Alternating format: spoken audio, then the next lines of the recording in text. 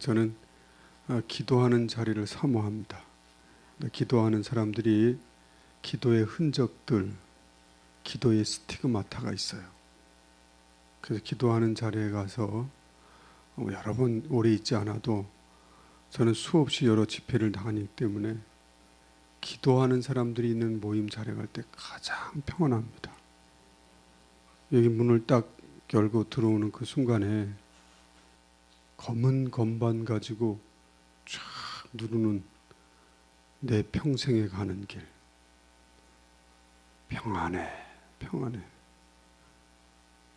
지금 피아노 건반 아시는 분들 제가 말하는 거 알아들으시죠? 평안을 얘기해야 되는데 이 흰색 건반이 많은데 검은색 건반을 주로 눌러요. B 플랫이 5개가 붙어 있거든요. 주로 검은 건반을 누르면서 연주하는데도 평안을 노래해요. 어둠 속에서. 샬롬을 가장 사모하는 도시 예루살렘이 가장 전쟁이 심한 곳이에요. 우리가 지금 샬롬을 구할 수밖에 없는, 여러분들은 그런 기도 많이 하셨을 거라고 생각하는데 저는 요즘 기도할 때 하나님 살려주세요. 한반도를 살려주세요. 정말 그 기도 많이 합니다. 우리 교회 주일 예배 시작할 때부터 평안으로부터 시작 기도합니다. 하나님 평안을 주십시오. 이 평안이 없으면 주님께서 내가 평안을 끼치노니 곧 나의 평안을 너희에게 주노라. 내가 너희에게 주는 것은 세상이 주는 것과 같지 아니하니라. 너희는 마음에 근심하지도 말고 두려워하지도 말아라. 염려하지도 말아라. 주님의 음성이 이 밤에 주님 앞에 나온 우리 모두에게 주님이 주시는 은혜의 선물인 줄 믿습니다. 그 평안 갖고 이 밤에 기도하는 겁니다. 그 샬롬 갖고, 그 건강 가지고, 그 에너지 가지고, 그 영성 가지고 주님 찬양하고 또 주님께 기도할 때 주님께서 우리에게 주시고자 하시는 은혜를 이 밤에도 허락해 주셔서, 오늘 제가 여러분에게 전하고 싶은 메시지는 한반도가, 남북을 포함한 한반도에 살 길이 어딨냐, 따라해 주시죠. 복음 통일. 한반도가 사는 길은 딱 하나뿐이 없어요. 저는 정치학 박사입니다. 얼마든지 정치적으로, 외교적으로, 사회적으로 이런 얘기 할 수 있습니다. 거기는 다 불통이고 막힌 길이에요. 거기서 살 길을 찾을 수는 없습니다. 한반도가 살 수 있는 통일은 복음 통일 외에는 없습니다. 여러분, 이 밤에 왜 나오냐면 통일을 향해 지금 진격하고 있는 겁니다. 영적인 진격을 위해서 주님 앞에 나와서 여기 기도할 때 통일의 문이 열리는 줄 믿습니다. 이 여러분들의 이 어마어마한 영적 기도의 에너지가 주님이 하시고자 하시는 위대한 일을 이루어내는 것입니다. 오늘 이 말씀을 같이 나누는데 마가복음 1장 15절 말씀을 통해서 나누게 될 것입니다. 성경은 나중에 보셔도 될 것 같습니다. 처음 저를 보는 분도 계실지 모르겠는데 옛날에는 잘생겼었어요. 그래서 저 옛날 사진만 갖다 놓잖아요. 저는 한국교회 7만 교회를 향해서 전 참 아주 시골교회 조그만 교회 목사고요. 그렇게 여러분도 저 잘 모르잖아요. 그만큼 저는 알려져 있지도 않은 사람이에요. 어느 날 하나님께서 저를 불러내셔서 한국교회를 위해서 일하라고 하셔서 순종해서 이제 한국교회를 보기 시작하니까 한국교회가 너무 많이 병들어 있어서, 저희 교회를 포함해서 우리가 한국교회에서 분단둥이 의식을 벗어나지 못하고 분단둥이 목회를 하고 있는 거예요. 어느 날 그게 보이니까 마음이 너무 아픈 거예요. 다른 세상 사람들은 다 몰라도 적어도 교회에서는 한반도, 남북을 포함한 적어도 목회자들 의식 속에서라도 남한만을 위한 목회가 아니라 한민족, 한반도, 남북 전체를 끌어안는 목회를 하고 있어야지 맞는 게 아닌가.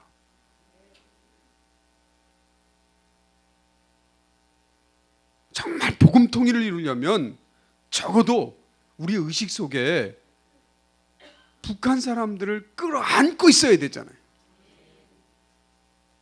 그래서 제가 통일 목회, 그래 그러면 한국 7만 교회 전부 일어나서 통일 목회하자. 특정한 사람들이 무슨 특수 사역으로 하는 거 말고 한국교회 전체가 일어날 때까지 소리 질러보자. 몇 사람이 듣게 될지, 얼마나 들을지. 연구소에서 지금 책을 이번에 지금 출간했는데 다음 주에 지나면 책이 출간될 겁니다. 출간되면 곧바로 국민일보로부터 시작해갖고 다양한 언론기관 통해서 이제 한국에 소개할 거고요. 11월, 12월 내년 2018년 되면 한번 뛰어다녀 볼 겁니다. 교회들 좀 깨워보려고.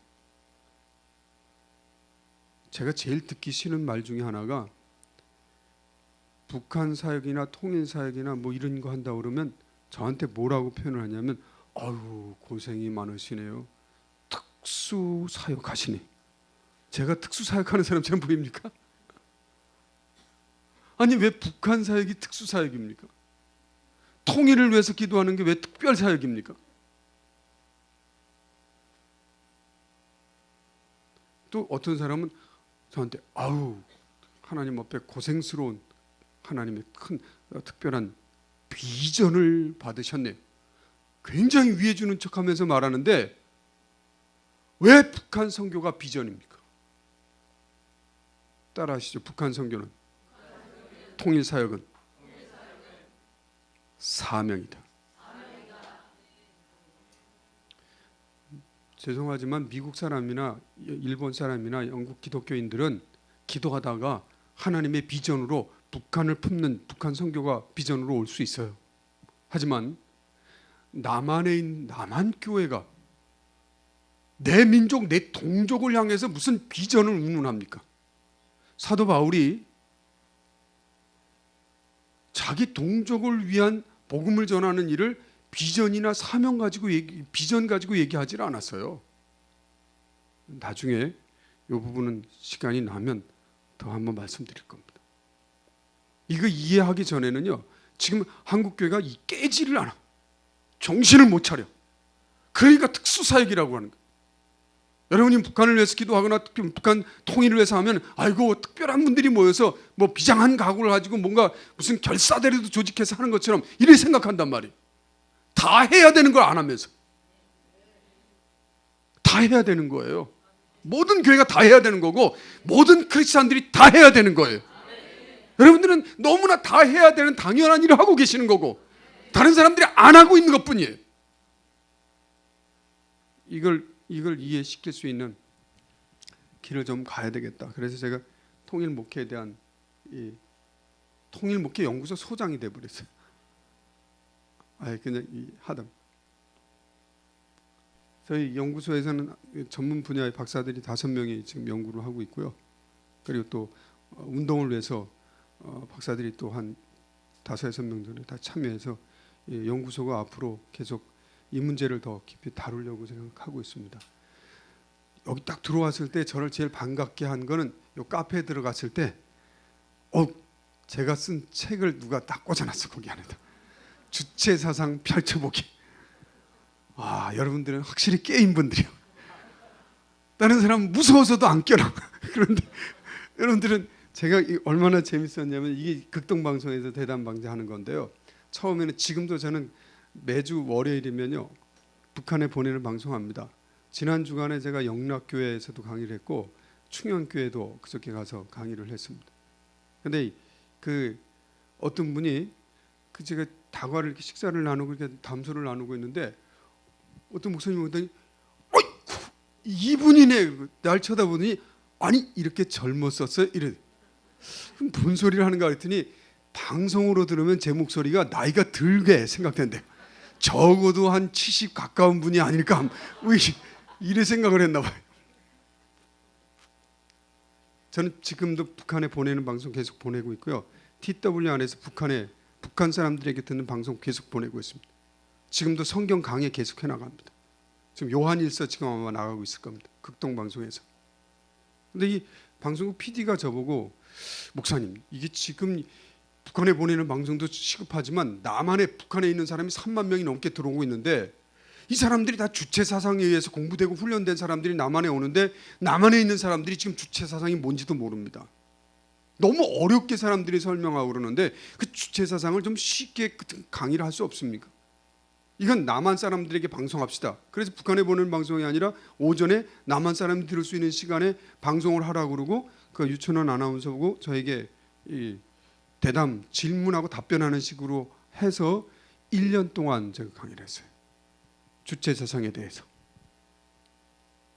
그리고 쓴 책이 주체사상 펼쳐보기예요. 저 책을 2015년에 출간하게 됐는데 하고 싶어서 한 것도 아니고요. 방송 딱 끝나고 나니까 유관지 목사님이라고 되신 분이 1년 동안 방송을 하나도 빼놓지 않고 듣고도 봤는데 북한 다시 배웠다. 이거 책으로 좀 내달라. 그분이 요구해서 필요한 겁니까? 한국교회를 위해서 필요합니다. 그러면 내시죠. 복음주의자가 복음으로 주체사상을 풀어내는 일은 지금까지 없었던 일입니다. 저는 이제 저 책에다가 북한의 주체사상이 잘못된 걸 성경적으로 찾아내서 이거 잘못된 겁니다. 북한 사람도 들으라고 계속 해낸 거예요. 이제 저 방송을 시작하려고 할 때 제 주변에 있는 사람들이 저를 말렸어요. 송 목사님 이게 주체사상 건드리고 북한 체제 건드리면 그러면 북한에 못 들어갑니다. 북한에 못 들어갈 뿐만 아니라 잡아가거나 위험할 수 있고 사역이 제한받을 수 있습니다.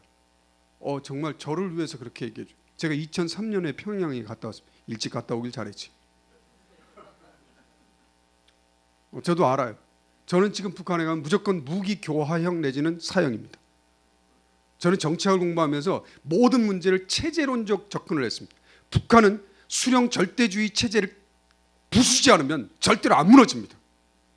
그러니까 당연히 북한 수령, 지금 북한 사람들이 제일 싫어하는 수령을 건드려야 돼요. 잘못된 거고 이게 우상화되어 있는 거고 이거 옳지 않은 것을 지적해내야 되는 거고 그리고 그 뿌리 속에 주체사상이 딱 들어가 있단 말이에요. 그러니까 그걸 건드릴 수 않을 수가 없잖아요. 그래서 어차피 한 번 죽는 건데 그렇잖아요. 뭐 몇 번 죽는 것도 아니고 최악이 돼봐야 한 번 죽을 거 더 저에 감사하지.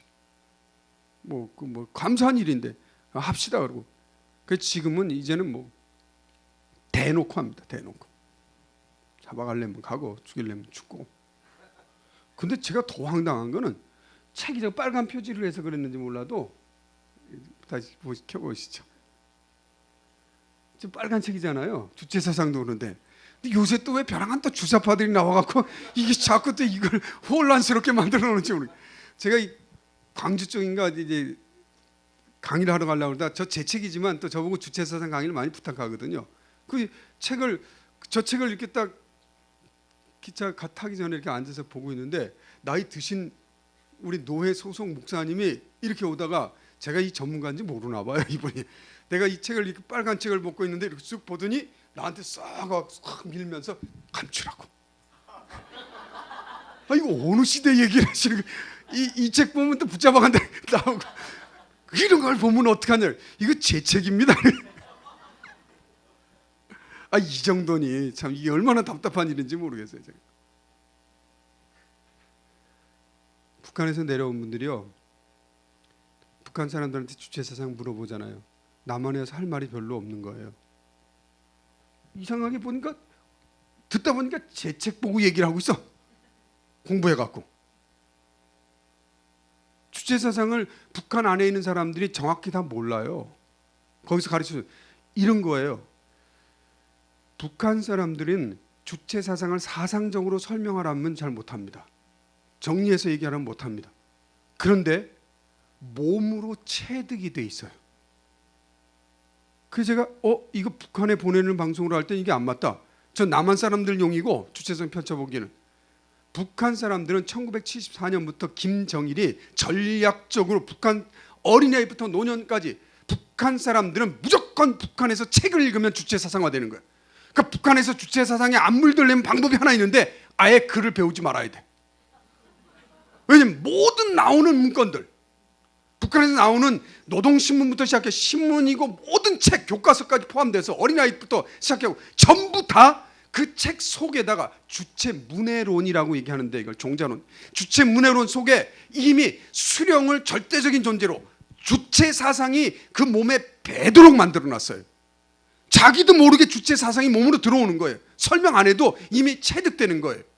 그러니까 이게 몸에 밴 사람들은, 그래서 제가 이거 북한에 다시 보내자고 할 때는 조중적경지대에서 내가 북한의 시, 소설, 수필, 그리고 또 제가 전문 기관 쪽에 들어가서 북한에서 지금 나오고 있는 책들을 읽고 이 책 속에 숨어 있는 주체 사상이 이거다.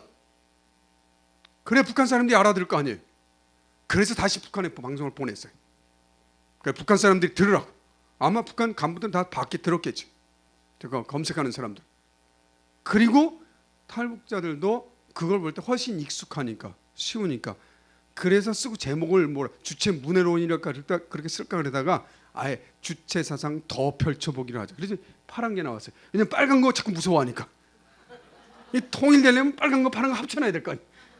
그래서 이 올해 지금 2017년에 이 책이 나왔어요. 저는 제목을 위에다가 이렇게 붙였습니다. 남북 통일 준비. 주체 세상을 보는 게 중요한 게 아니에요. 한반도가 통일되기 위해서, 복음 통일을 이루기 위해서는 반드시 북한의 주체 사상과 우리는 정면 충돌할 수밖에 없어요. 왜냐하면 김일성 전략전집 제38권에 주체 사상에 대해서 설명을 하면서 바로 밑에다가 이 땅에 있는 모든 자연 만물이나 모든 것들은 인간이 창조하지 하느님이 창조할 수 없다, 이렇게 써놨어요.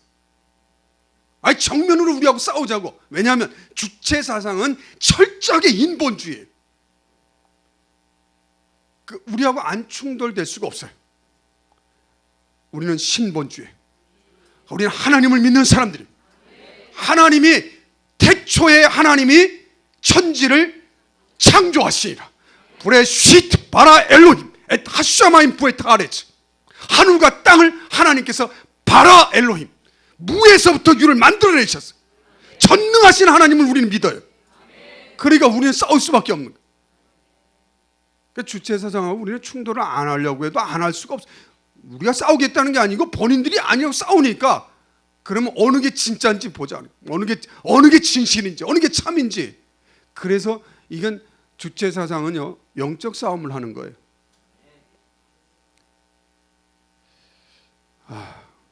시간이 저한테는 굉장히 짧은 시간이라 이 말을 그래도 하고 넘어가십시다.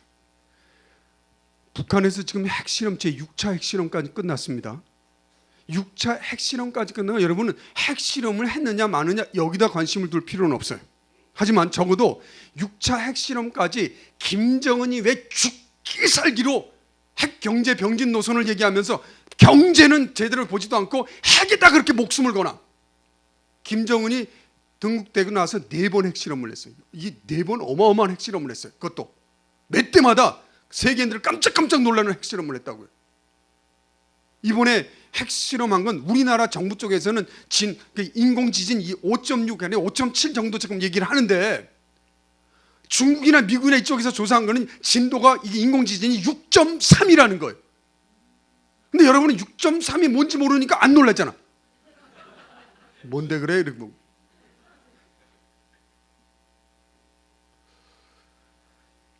(2005년에) 북한에서 우리는 핵무력 국가가 될 거다고 선언을 하고요. 2006년도에 1차 핵실험 했을 때 유엔에서도 자, 요 정도야. 왜? 폭발력이 1킬로톤이었어요. 1킬로톤 정도면, 이 폭발력이라고 하는 거는 히로시마에 터진 그 원폭의 16분의 1 정도뿐이 안 되는 거고, 그 정도 실험한 것 같고, 그래서 유엔에서도 제재를 그냥 가볍게 권고 정도로 얘기 시작했어. 야, 핵실험하면 안 된다 뭐 이러고. 그때 뿌리를 뽑았어야 되는 거예요. 지금 제재하는 강도 이상으로 아주 강력하게 나가서 아예 핵이 들어서지 못하게 막아냈어야 되는 거예요. 그냥 아무 생각 없이 넘어가고 기도조차도 하지도 않고 뭐가 심각한 일이 일어나는지도 모르고 그냥 지나갔단 말이에요. 그래서 지금은 어느 정도냐면 그냥 작게 잡아도 100킬로톤, 많으면 200킬로톤. 200킬로톤도 여러분 감각이 안 서죠.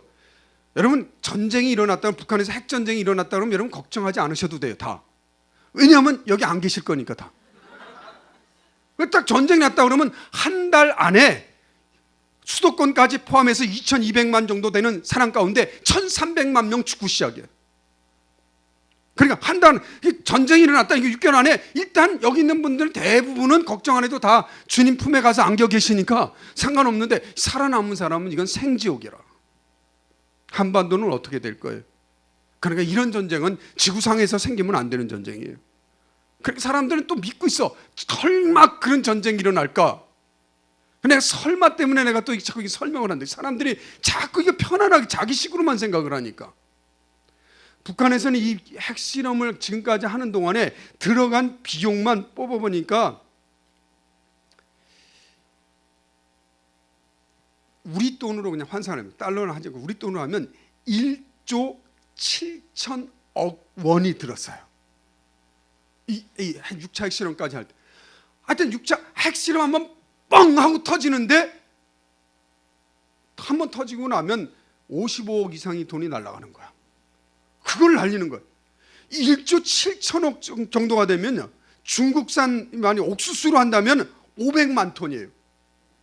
500만 톤을 살 정도면 북한 사람들 2년 정도는 2350만 명, 40만 명 북한 전 인민을 2년 동안 다 먹여 살려도 된다니까. 이걸 다 날려버린 거예요. 왜? 수령 절대주의에서 김정은을 수령의 자리로 올려놓으려고. 김정은이 수령의 자리에 들어서려고 이 엄청난 돈을 들여가면서 이걸 쏟아부으면서 터뜨린 거예요. 그럼 지금은 그래서 올라섰느냐? 올라섰어요. 북한에서 지금 김정은은요 올라섰어요. 어떤 사람들은 요새 왜 김정은이 잘 안 보이냐, 놀러 다니냐, 어디 겁먹었냐, 지금 남한에서 한미 훈련하니까 그러냐. 북한에서 지금 축제를 벌이고 있어요. 뭐 겁먹은 게 아니라. 6차 핵실험 딱 끝나고 나서 김정은이 북한 전 인민들이 뭐라고 말했냐면, 드디어 우리의 북조선의 평화가 왔다 그랬다. 팍스 로마나처럼 팍스 노스 코리아가 됐다 그랬다. 힘에 의한 평화. 이미 북한에서는 샬롬이 이루어졌다고 선언을 했어요, 김정은이.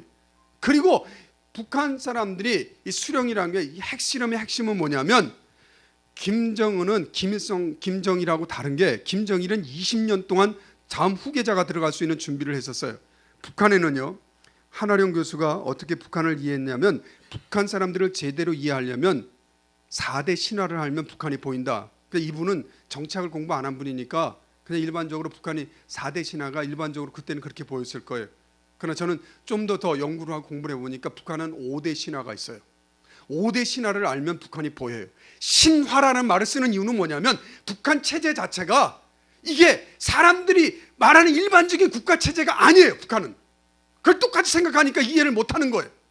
북한이라고 하는 나라 자체가 체제가 달라요. 국정원에서 평생 일하다가 은퇴하신 분인데, 공무원들 국정원에 있으면서 북한을 막 연구한 분이에요. 다 알았단 말이에요. 다 북한에 대해서 내부 사건까지 다 보는 사람인데, 이분이 송봉선이라고 지금 고려대학교 대학원에서 강의하고 계시는 것 같은데, 저랑 만났을 때 황장엽 선생님 만났을 때 같이 만났었어요. 같이 만나서 강의도 듣고. 근데 이분이 저한테 하는 얘기가, 내가 지금 북한 체제를 아무리 봐도 저 북한이 지금 완전히 나라가 망해야 되는데 망하지 않습니다. 이해가 안 됩니다. 이거 왜 망하지 않는지 좀 연구를 해야 되겠습니다. 그래서 아주대학에서 박사학위 논문이 그거예요. 왜 북한 체제가 망하지 않는가? 이분이 연구를 해봤더니 이분의 결론은 딱 한마디야. 북한이라고 하는 나라는 신권 체제다. 신권 체제. 수령은 신의 자리에 들어섰다는 거예요. 그럼 신의 자리에 들어서도록 북한 사람들을 그거 누군가 작업을 했는데 인위적으로 조작해서 만든 게 신화란 말이에요. 그 신화 내용이 뭐냐면, 적어도 북한에서 수령은 이 정도는 돼야지 수령이야. 어떤 신화냐면, 북한의 김일성을 신의 자리로 수령으로 올려놓을 때 제일 첫 번째 신화가, 북한에 세워진 수령은 북한만을 위한 수령이 아니라 이 한반도 전체, 남조선까지 포함한 한반도 전체를 이 노예로부터, 압제로부터, 억압으로부터 해방시킬 지도자, 해방 신화를 썼어요. 어느 정도 썼냐면, 북한에서는 김일성 수령님께서는 일제의 압박으로부터 우리를 벗어나게 하기 위해서 만세 운동을 주도하시고, 김일성이 1912년생이고 만세 운동이 1919년에 일어나서 이걸 아이들한테 가르쳐요. 근데 아이들은 이걸 지당하게 받아들여. 왜냐하면 우리는 예수님에 대해서 누가복음을 볼 때 예수님은 어렸을 때 이미 13살이 되기 전에 12살에 예루살렘에 올라갑니다. 부모님은 있는 줄 알고 한국을 걸어가다 다시 돌아가 보니까 예루살렘에 랍비들하고 같이 있다는 거예요. 대화를 나누고 있더라는 거예요. 당시 랍비들하고 대화를 나눌 때면 토라 내지 느빔, 율법서 내지는 선지서를 가지고 대화를 나눴을 텐데 12살 나이에 그 당시에 랍비들이 있었다면 힐랄이나 아니면 가말리엘이나 이 정도 급 되는 사람들이 거기 앉아서 있었을 텐데 이런 사람들하고 토론을 했다. 우리는 어떻게 봐요? 당연하죠. 예수님이 12살. 북한에서 이런 식으로 받아들이게 만든 거예요.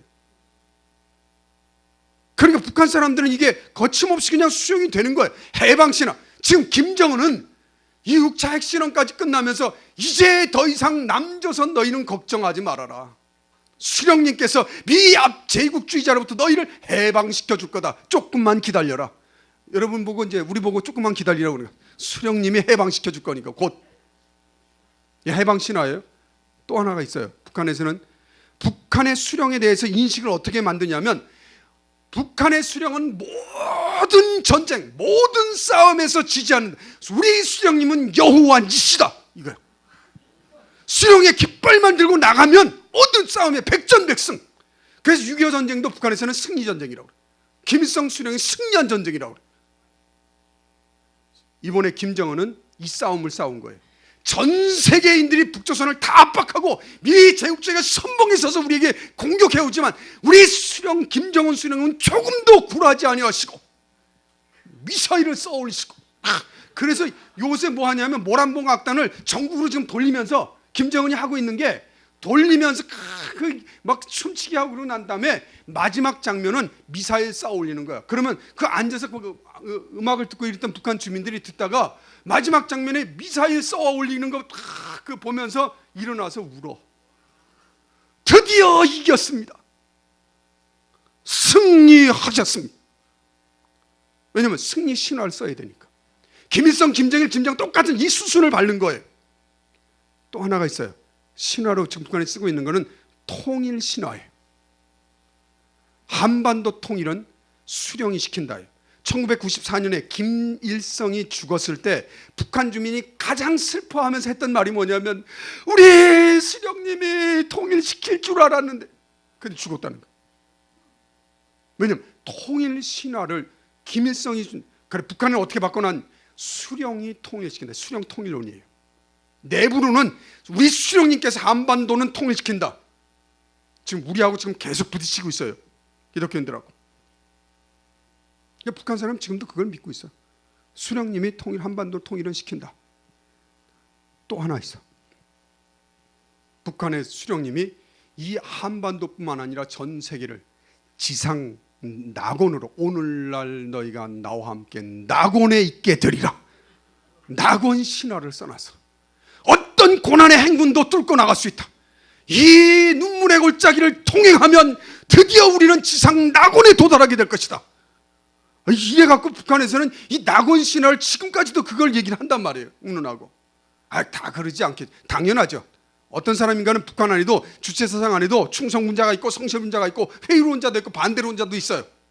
그러나 적어도 북한 안에 아예 정신이 나간 사람이 280만 명 이상은, 거의 350만 명 가까운 사람은 북한에서 남북한이 흡수 통일에 대해서 남한이 다 점령해도 이 사상을 바꾸지 않고 다시 들떠서 다시 혁명을 일으키겠다는 사람이 그 정도 사람이 있단 말이에요. 황장엽 선생이 제일 두려워하는 게 그거였어요. 어떻게 하려고 그러냐고 남은. 황장엽 선생이 못 본 게 있지. 이 기도의 군사를 못 보니까. 이미 이 내용을 알고 싸우는 영적인 사람이 있다는 건 모르니까 결국 우리가 싸울 겁니다. 이 문제를 우리가 아니까. 마지막 신화가 이걸 사람들이 놓쳤는데 설마 하니 그랬는데 이미 그거는 이들의 내부 속에 수령 절대주의라고 하는 주체 사상이 세워짐과 동시에 이미 결정난 거예요. 아브라함과 다윗의 자손 예수 그리스도의 세계라. 여기는 아멘인데 김일성과 김정일의 아들 김정은의 세계라. 백두혈통이라고 하는 것을 만들어 놓고 김일성이 백두산에서 뭐 했으면 빨치산에 활동을 하고 보천보전도 뭐 그 대단한 겁니까? 아니 백두산에서 뭘 그렇게 대단히 했다고? 그리고 김일성이 무슨 김정일이 귀틀집이라고 백두산에 태어났다는데 러시아에서 태어났다고. 김정은은 강원도에서 태어났어. 그럼 무슨 백두혈통이냐 말이야. 백두가. 그래도 우리 한반도 전체의 영산이라고 하는 백두산의 줄 신화를 써야 되니까. 백두산의 전기 속에 나와서 특출한 불세출의 지도자가 나왔으니까 그래서 한반도 전체를 이끌고 갈 수 있는 그래서 김씨 집안에서만 나와야 돼. 수령이. 주체사상 어려운 게 아닙니다. 3분의 1은 제가 얘기한 것 같아 벌써. 지금 상황이요. 이 정도 상황이에요. 핵 실험을 했을 때 핵을 꽝 하고 터뜨렸을 때 북한은 이제 신화가 다 끝나가. 우리 수령님은 믿어도 된다. 해방을 시킬 만한 능력이 있다. 승리 신화를 썼다. 이제 곧 통일시킬 만한 탁월한 지도력을 인정받았다. 드디어 낙원에 이끌어 갈 수 있게 되겠다. 김정은은 여기에 목숨을 걸고 그 많은 돈을 쏟아푼 거예요.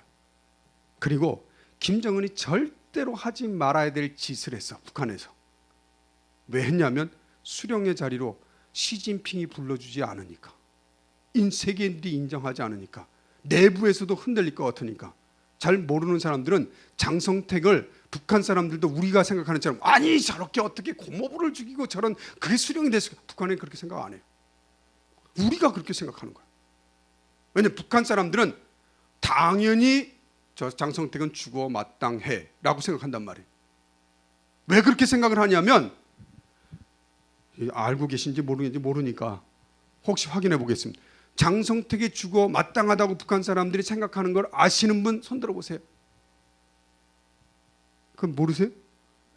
그럼 막 욕만 하셨어요. 고모부를 죽인 한 분이 알고 계세요. 맞나 아닌지 제가 설명하겠습니다. 혹시 제가 틀리면 지적해 주세요. 북한은 헌법보다 상위법이 있어요. 헌법 아무것도 아닙니다. 북한에서는 헌법을 마음대로 뒤바꿀 수 있는 노동당 규약이라는 게 있습니다.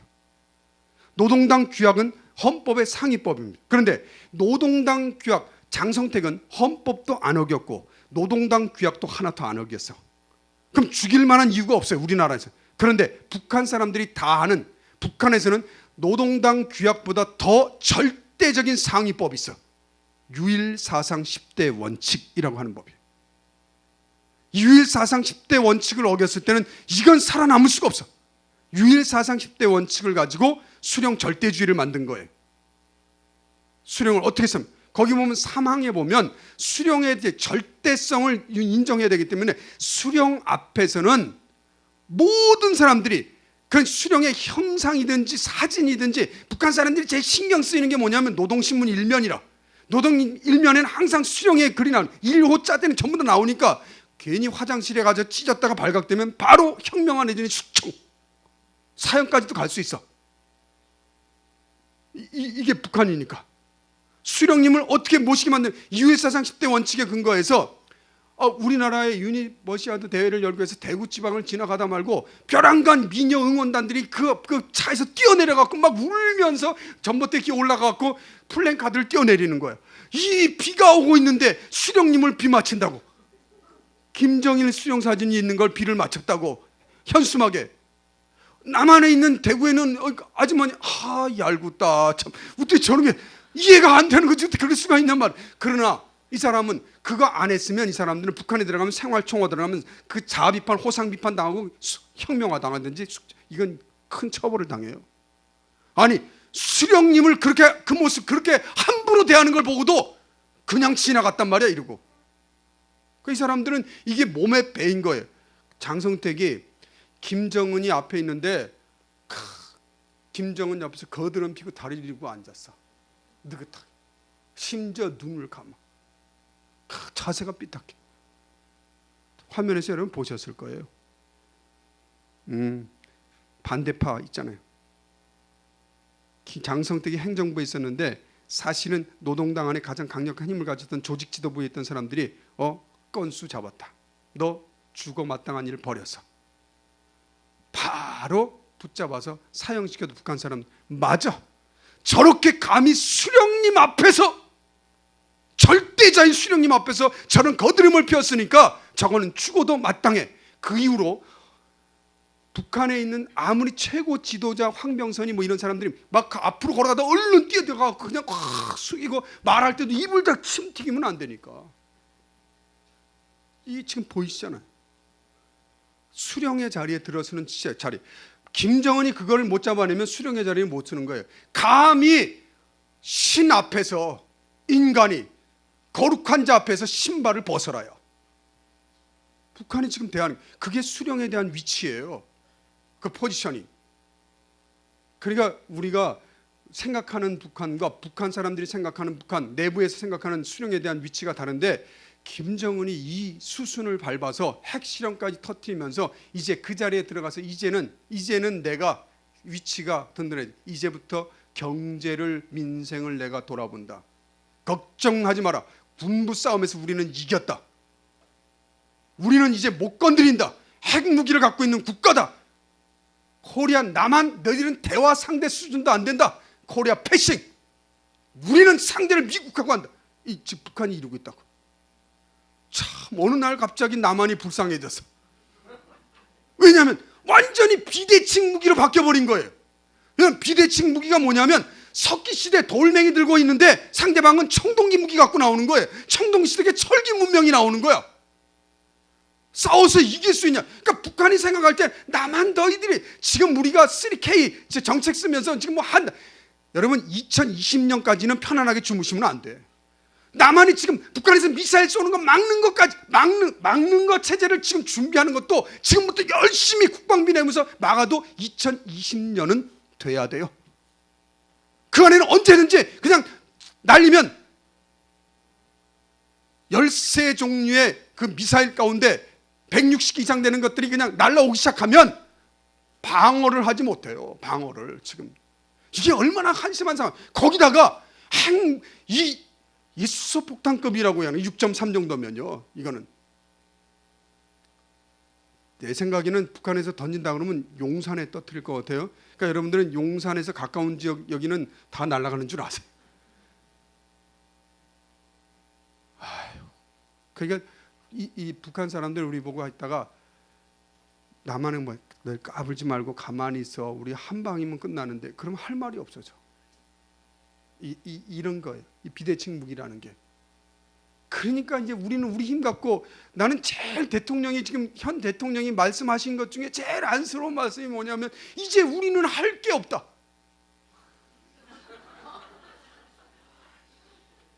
이런 절박한 상황. 이 안보 이게 뭘 무슨 말을 하냐 말이에요. 저는 그냥 뭐 펄쩍펄쩍 뛰게 해서 저기 답답해서 망하게 되었다. 이제는 망했다. 우리는 경제력으로 매직권이고 앞서가고 대단한 줄 알았단 말이에요. 우리가 북한보다 굉장히 앞서서 북한 사람들은 우리를 측은하게 본다니까. 이런데도 지금 교회가 뭐 하자는 거예요. 무슨 일을 해야 되겠습니까? 지금 우리가 할 수 있는 게 아웃사이트, 영적 통찰력을 갖기 위해서는 외부 관찰력을 좀 정확히 할 필요가 있어요. 저는 이게 두렵다는 게 아닙니다. 우리 적어도 가장 핵을 두려워하지 않는 사람이 있다면 그리스도인들이에요. 우리는 또 다른 힘이 있기 때문에 그래요. 핵무기보다 더 강한 힘을 우리가 갖고 있기 때문에 그래요. 그 힘이 우리 안에서 역사할 때 저 핵은 아무것도 아닌 것처럼 무너지는 거예요. 칼을 쓰는 자는 칼로 망하는 거예요. 그러니까 우리가 하나님 앞에 있는 이 영성이 아니고는 이 한반도에 대한 살 길을 찾아낼 수가 없는 거죠. 우리 상황은 이 사막 같은 상황이, 전쟁의 소막이 울리는 소막이고요. 길이 보이지 않고 막막하고요. 언제 핵전쟁이 터질지 모르는 적막한 상황이고요. 그러니까 지금 태풍이 불고 있는데 전 세계인들은 지금 한반도를 보면 큰일 났다. 이 태풍이 불고 있어. 세계가 이렇게 한반도를 주목해 본 적이 없어요. 전 세계인. 그런데 우리는 이 안에 고요하니까 아무 일도 없는 줄 알아. 지금 우리 안에서 태풍이 불고 태풍의 눈에 있는 이 적막한 상황이에요. 다 통째로 날아갈지도 모르고 지금 상황이. 주막 어찌할 길이 없어서 뭔가 아는 사람들은 술이나 마시면서 절망적인 상황을 노래할 수밖에 없는 이런 상황 속에 있다 그 말이에요. 근데 우리나라 사람들이 아주 기가 막힌 속담을 하나 만들어냈어. 모르는 게 약이다. 아휴.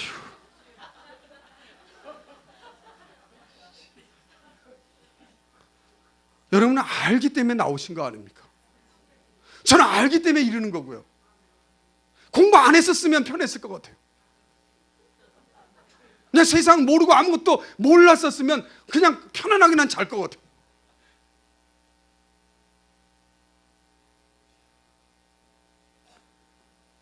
하버드 대학 교수인데요, 그레엄 앨리슨이라고 하는 이 학자가요, 투키디데스 트랩이라고 하는 말을 썼어요. 여러분 이미 아시겠지만 이 말은요, 학자가 이 말 하면 안 되는 거예요.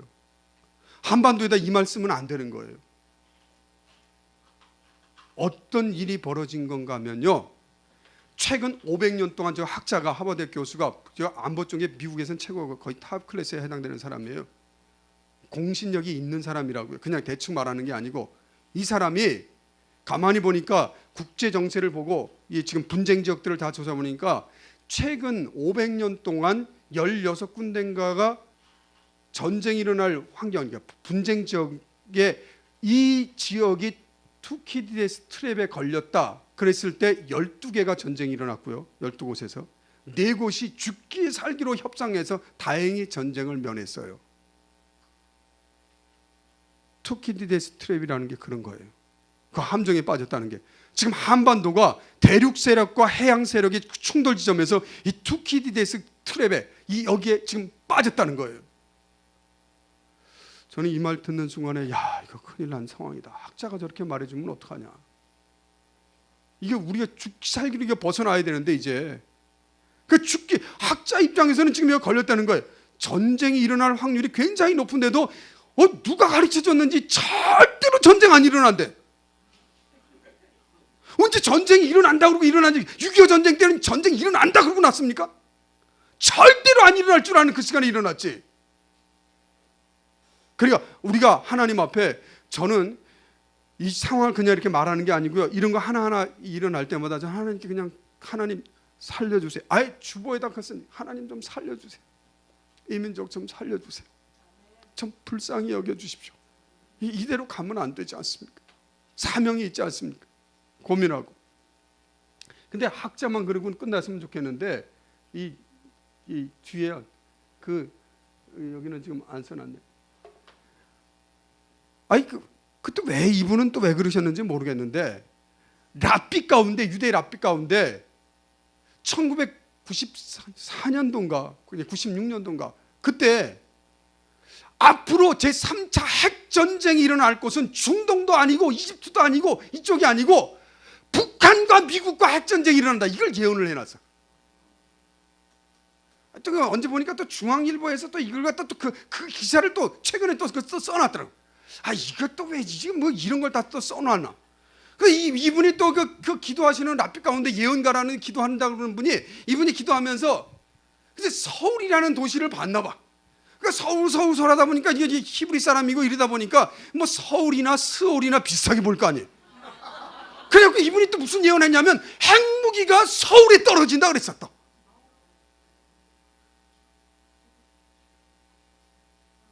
저는 안 믿고 싶어요. 랍비가 뭐 틀리는 게 대반인데 뭐. 우리는 복음을 믿으니까. 그래도 경고는 되지 않냐 이 말이에요.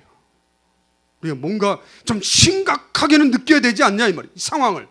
저는 지금 상황을 우리가 좀 절실하게 느끼고 기도하자는 겁니다. 그냥 기도하는 게 아니고. 1시 25분부터는 기도를 해야 되니까 지금 저 시기가 맞는 시기죠. 네, 지금 1시 15분이니까 1시 10분 동안 뭐 시작도 안 했는데 얘기는 뭐 도발 때문에 왜 집중하는지 뭐 이런 내용들은 핵과 미사일에 관계된 거 제가 강의한다면 또 다른데 설명. 북한이 지금 우리가 대응하고 있는 게 세계 3개 대응이에요. 이 대응이 다 허술하기 짝이. 이 대응 갖고 해결이 안 됩니다. 도널드 트럼프 이런 소리나 하고 있지. 지금 와서 지금 이 훈련하고 있잖아요. 이 무기가 여러분 그냥 대충 보이시죠? 이런 이 전략 핵무기들이 지금 우리나라 지금 남한 땅에 다 들어왔어요. 잠수함까지 포함해서. 지금 저는요 분단된 지 70년 지금까지 남북한 상황에 이 정도로 화력이 몰려 있는 걸 처음 봤어요. 어마어마한 상황이 지금 벌어져 있어요. 제가 보이는 건 이겁니다. 왜 이런 땅이 한반도가 됐을까? 저 조그맣게 빨갛게 보이는 저 조그만 지점, 저 북한 땅이 이 텐토리 윈도우, 가장 이 기독교 복음 선교가 어려운 지역, 이 선교 지역 어려운 지역 가운데 박해가 가장 심한 나라들이 이렇게 쫙 색깔 있는 데가 다 그쪽이에요. 여기가 50개 나라인데 저는 새벽마다 이 50개 나라를 위해서 기도합니다. 저는 여기 설교 끝나고 들어가면 새벽 기도하면 또 오늘도 이 50개 나라를 위해서 기도합니다. 기독교를 박해하는 나라. 근데 기독교를 북한을 제가 하다 보니까 북한은 전 세계에서 16번, 17번째 지금 가장 전 세계 박해를 하는 나라 가운데 제일 심한 나라. 누구를? 기독교인을 박해하는 가장 심한 나라가 저 북한인데 저 북한을 복음으로 깨트리면 세계 선교 우리 겁니다.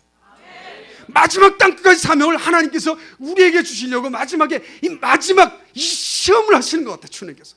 가장 강력한 시련이 지금 우리는 시련기에 들어서 있어요. 이것만 뛰어넘으면 돼요. 누가 뛰어넘겠습니까? 누가? 어떤 사람이 뛰어넘을 수 있겠습니까? 통일 필요합니다. 이건 넘어갑니다. 호스트 켈러가 이 말할 때는 제가 울었어요. 한심한 이 한반도의 젊은이의 질문 앞에 대답하는 이 이야기를 우리가 들어야 되나 그러고. 도적같이 온다는 얘기는 이미 학자들이 계속 얘기해주고 있어요. 통일, 한순간에 주님께서 우리에게 허락하실 수 있어요. 저는 이미 통일은 왔어요. 탈북민들이 여기 와 있는 건요, 통일의 예비 징조입니다.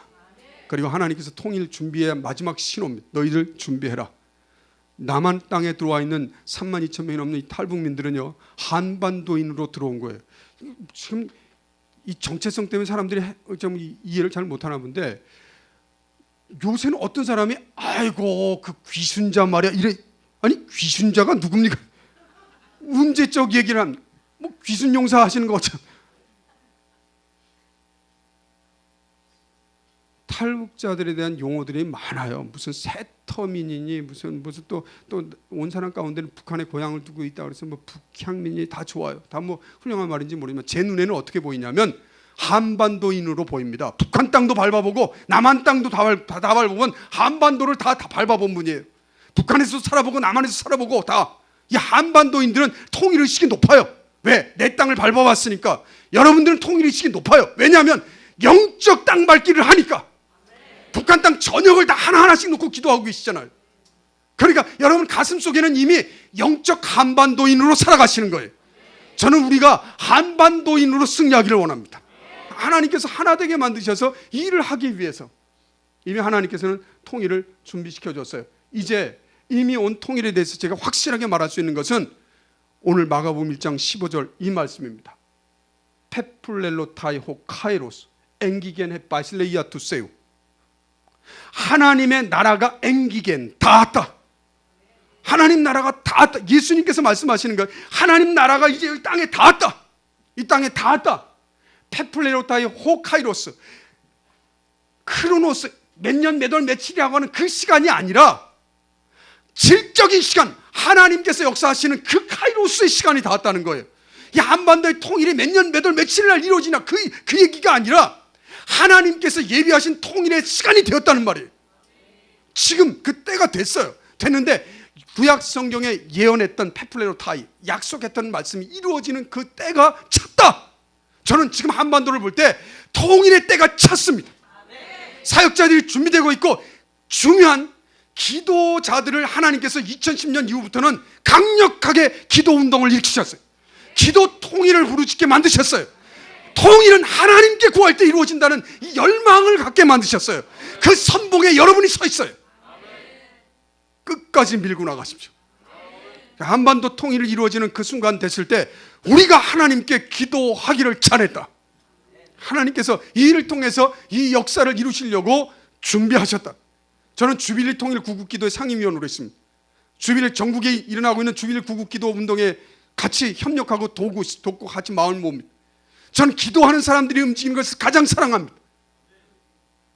교회가 교회 될 때는요, 기도가 살아날 때입니다.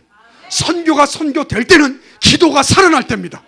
정말 진정성 있는 신자들이 나타날 때 보면 아무도 보지 않아도, 누가 보든 보지 않든 감람나무 밑에서 진지하게 하나님의 때를 생각하면서 기도하는 사람이 있을 때입니다. 북한의 지하교회 이분들은 지금도 우리를 위해서, 통일을 위해서 기도합니다. 우리도 이들과 함께 기도해야 됩니다. 통일을 얘기할 때 정부는 통신, 통관, 통상을 얘기했습니다. 박근혜 대통령 때 다 불통됐습니다. 현재까지도 통신 두절, 통관 안 되고 통상, 개성공단까지 포함해서 다 무너졌습니다. 그러면 한반도 통일 끝났습니까? 아니요. 하나님께서는 하나님의 방법으로 북한과 통신했어요. 군사기관의 한 라인은 끊어졌는지 모르지만 탈북민들이 북한 사람한테 전화하는 거예요. 통관도 안 되고 통상도 안 되는지 모르지만 탁월한 밀수꾼들이 복음의 말씀을 들고 북한 땅에 들어갑니다. 장마당의 틈새를 하나님이 열어내는데 김정은도 못 막아요. 하나님께서는 움직이고 계신다고요. 우리가 봤을 때 안 보이는 거지. 그런데 이런 것이 됐다고 통일이 되는 게 아니에요. 진짜 통일은 북한 사람들과 남한 사람들이 하나가 되는 거예요. 통합한데 북한에서 남한에 오고 남한에서 북한에 가고 우리가 하나가 되는 거예요. 하나님 안에서, 복음 안에서. 그런데 이 일이 이루어지기 위해서 가장 중요한 건 통영입니다. 영적으로 하나됨이에요.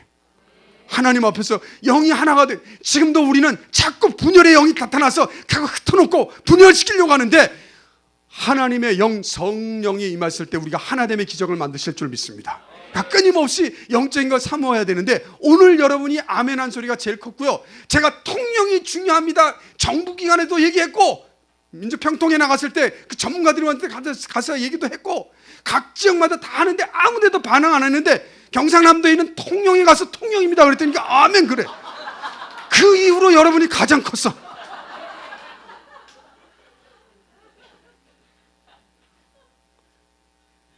왜 영적으로 하나됨이 가장 강력하다는 걸 왜 인정 못합니까?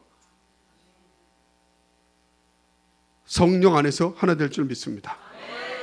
북진 통일론, 여러 가지 통일론이 있었지만 결국은 하나님의 임재로 이루어지는 통일, 복음 통일론만이 대답입니다. 한반도 통일, 복음 통일을 통해서 기독교인들의 통일 전략은 하나입니다. 복음 통일입니다. 다시 읽겠습니다. 이제 15절 하반절입니다. 우리가 무엇을 해야 되느냐? 이 밤에 여러분들과 제가 뭘 해야 되느냐? 메타노이에테 카이 피스투에테 엔토 유앙겔리오. 복음을 피스투에테, 복음을 믿어야 돼요. 그리고 그 먼저 메타노이에테, 회개하라. 우리에게 지금 필요한 건 회개입니다.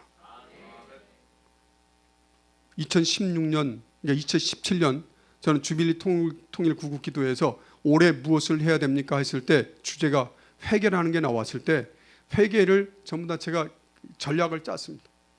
그리고 전국에 있는 모든 교회들이나, 그리고 구국기도 운동할 때도 회개하라. 하나님이 지금 이 시대를 향해서, 우리 한반도를 향해서 주시는 가장 강력한 메시지는 회개하라는 외에 다른 말이 없다. 그럼 뭘 회개해야 됩니까? 저는 디모데후서 5장 1절부터 13절까지 이 내용을 회개하라고 말했습니다. 네 가지 자리에서부터 벗어나야 됩니다. 디모데후서 3장 1절부터 5절까지 보면 바리새인의 자리로부터 빨리 벗어나라는 거예요.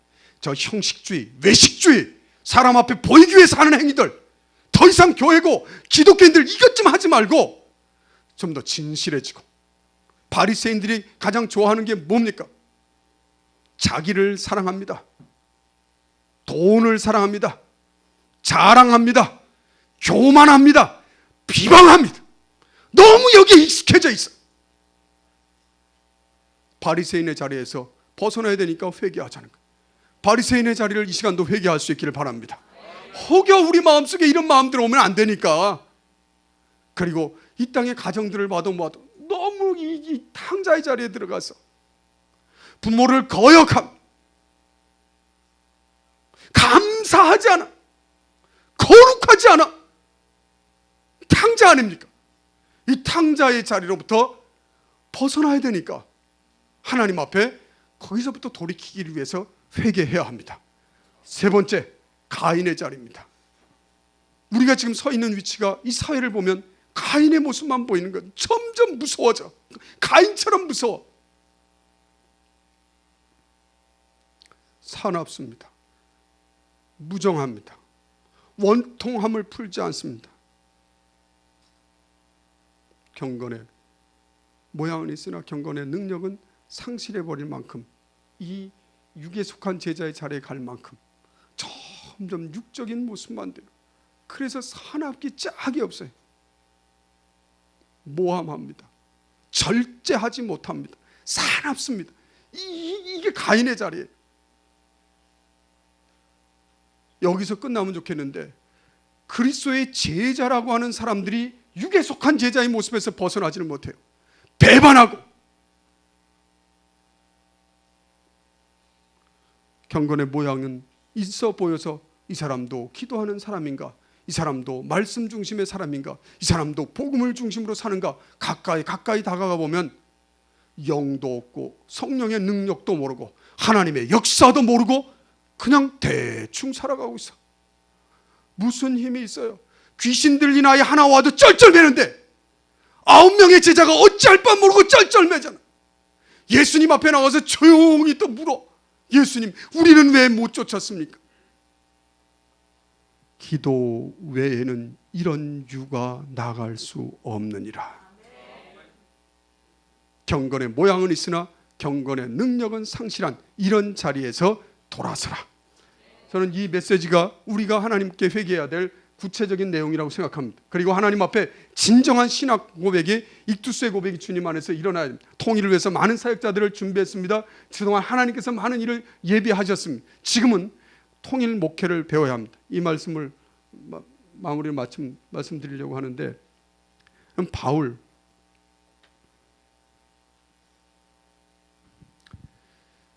저는 사도 바울을 보다가 광주 쪽에 갔을 때인데 사도 바울 얘기를 하는데, 어느 목사님이 아프리카 선교가 비전이고 사명이셨대요.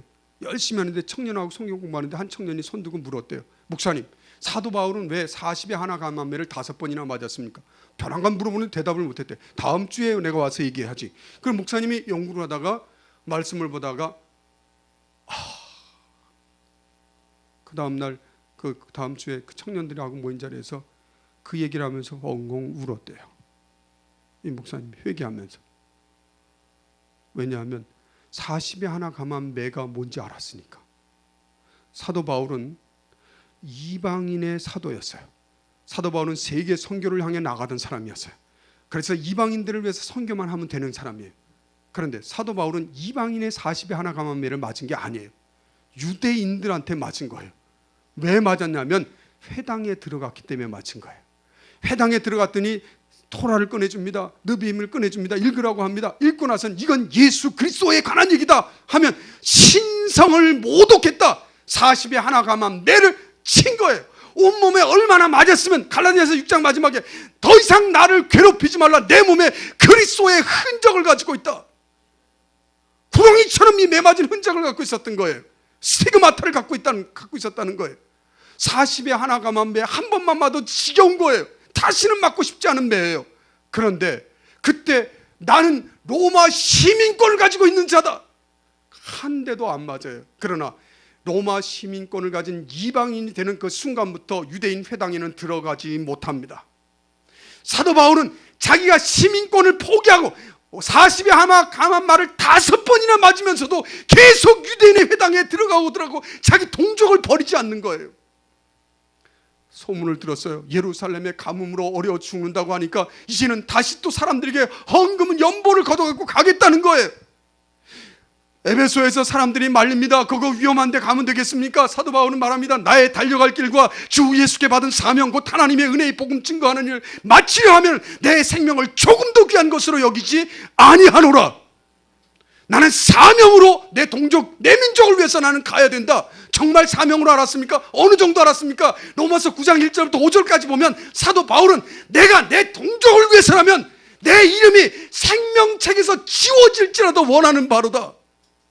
정말로 나는 내 민족을 사랑한다. 예루살렘 쪽에 팔레스타인 땅에 들어갔습니다. 빌립의 그 딸들이 나왔습니다. 선지자들이 왔습니다. 벼랑간 사도 바울의 몸에서 띠를 풀러내더니 자기 몸을 둥글둥글 묶으면서 말하면 이 띠임자가 예루살렘에 올라가면 이렇게 결박을 당할 것이다. 알아요. 사도 바울 결박당해서 끝장을 날지도 알아요. 자기가 예루살렘에서 도망쳐본 경력이 있는 사람이에요. 어떤 위험이 있는지도 알아요. 하지만 내 민족을 위한 일이라면 사명으로 생각했어요. 여러분은 북한을 사명으로 생각하는 줄 믿습니다. 저는 한국교회가 사명으로 생각하자는 거예요. 북한을 사명으로 우리 앞에 어떤 어려움이 있다 할지라도 내 민족을 품고 통일 영성을 가지고 복음 통일을 들고 나간다면 하나님께서 우리를 통해서 역사하실 줄 믿습니다. 이런 멋진 분들이 그 일을 해주셨어요. 손양한 목사님이 통일 영성에 지금 북한의 실체는 사실은 이거예요. 북한에서 탈북자들 사역한 사람이 지금 북한의 지하교회 성도가 최근에 제가 연락이 온 내용이에요. 조중적경지대에서 예수를 믿었어요. 성경을 읽고 예수를 믿고 난 다음에 북한에 들어간 사람입니다. 여러 사람이 들어갔는데 행방불명됐어요. 그래서 난 다 죽은 줄 알았어요. 다 순교한 줄 알았더니 한 분이 연락이 어떻게 왔어요. 그분이 이런 얘기를 했어요. 염려하며 안부를 묻는데 대답하기를 걱정하지 마오. 도와줘서 고맙소. 그곳에 있는 분들이 이곳을 염려해 주어서 여기에 사는 우리는 걱정이 없어. 고맙소. 북한 지하에서 우리가 염려해줘서 본인은 걱정 없이 영적 싸움을 싸우고 있다는 거예요. 지금도 복음을 전하고 있다는 얘기예요. 우리가 이들과 함께 힘을 모아야 되는 거예요. 하나님 앞에서 하나님의 놀라운 역사가 일어날 줄로 믿습니다. 오죽했으면 이분이 이러고 왔겠어요. 우리가 지금 울어야 됩니다. 복음 통일을 위한 동력은 여기서 나옵니다. 다 같이 읽겠습니다. 시작. 알라 렘프세세 두나민 에펠 돈토스 하기오 푸니마토스 에프 히마스 카이 에세스테무 마르트레스 엔테 예루살렘 카이 엠파세테 유다이아 카이 자마리아 카이 헤오스 에스카투 테스게스. 번역하겠습니다. 시작. 오직 성령이 너희에게 너희가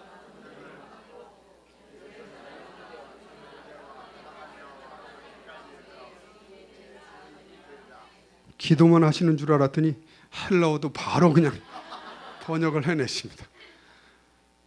한 가지가 번역이 잘못돼서 내가 유달스럽게 제가 이걸 갖고 나옵니다. 오직 성령이 너희에게 임하시면 성령이여 임하소서. 무슨 소리예요? 이거 그게 아닌데 알라 렘프세세 두나민 오로지 너희에게 능력이 있다. 어떤 사람에게 에펠 돈토스 하기오 푸니마토스 성령이 임한 자에게는 능력이 이미 있다. 여러분 안에 성령이 있는 줄 믿습니다. 예수를 주시라고 고백할 수 있는 건 성령 아니고는 안 되는 거예요. 우리 중심에는 예수님이 주님이세요. 그러므로 이미 우리는 성령 우리 안에 계시고 우리 안에 두나미스 능력이 주어져 있습니다. 우리는 이 능력 가지고 이 밤에도 기도하고 이 능력 가지고 싸우는 겁니다. 지금 북한에서 이 영적 싸움을 싸우다가 또 여러 가지 때문에 갇힌 사람이 있는데 이제 기도를 하겠습니다. 미국 국적자 김동철 목사, 김상덕 평양과기대 교수, 김학성 교수 평양과기대 운영관리과이자 3명 정도 미국 국적을 갖고 있는 사람인데 지금 북한에 억류되어 있습니다.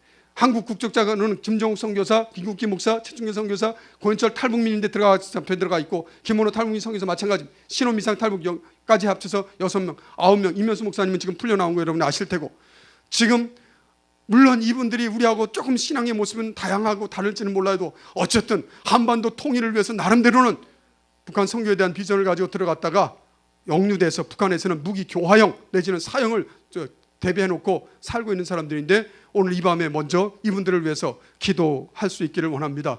들은 말씀 기억하십시다. 지금은 마지막 때 우리가 영적 싸움을 싸워야 되는데 가장 강력한 군대, 이미 한국에 알려져 있는 가장 강력한 에스더 기도 본부가 여기서 영성운동이 일어나기를 축원합니다. 강력한 성령의 기름 부음이 있기를 축복합니다. 성령의 강력한 역사로 주님께 영광을 돌릴수록 우리 주여 한번 큰 소리로 외치고